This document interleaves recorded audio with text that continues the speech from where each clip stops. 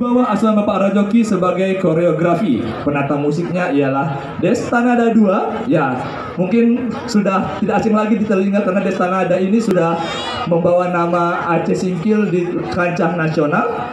Kemudian di bawah Kepala Dinas Pendidikan dan Kebudayaan Kabupaten Aceh Singkil yaitu Bapak Khalilullah SPD.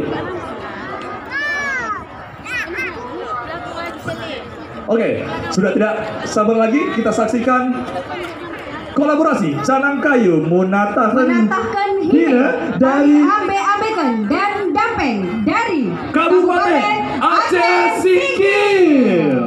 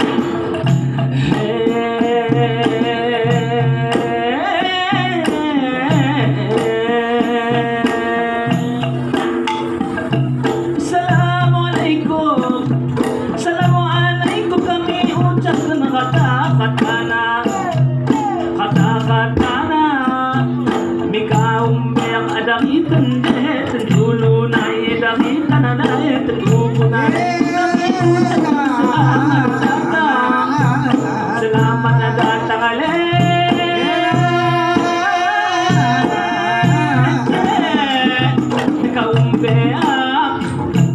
kaumbe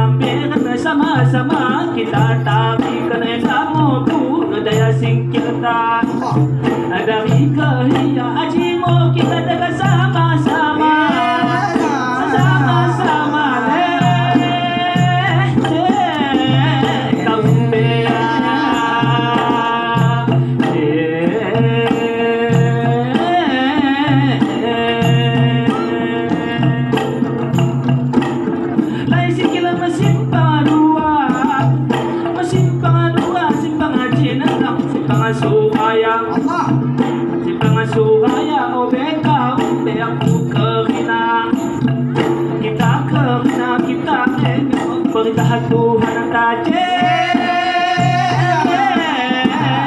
Kaumbea,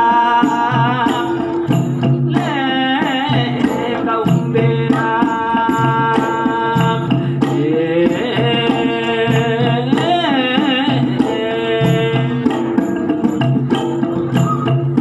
ikan na kapas maduri-duri, maduri-duri ang anak ko. Pakitet ako, pakitet ako, patang na wakas to katakari. Mo katakari, walit ang isa ko, dati na po mo kawe. Kaumbea, kaumbea.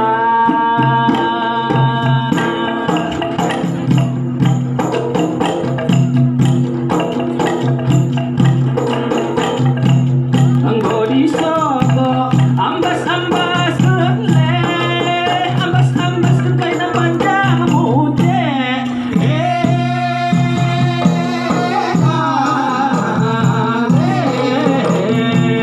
O sanina, ulang kibahang engat kaumbea.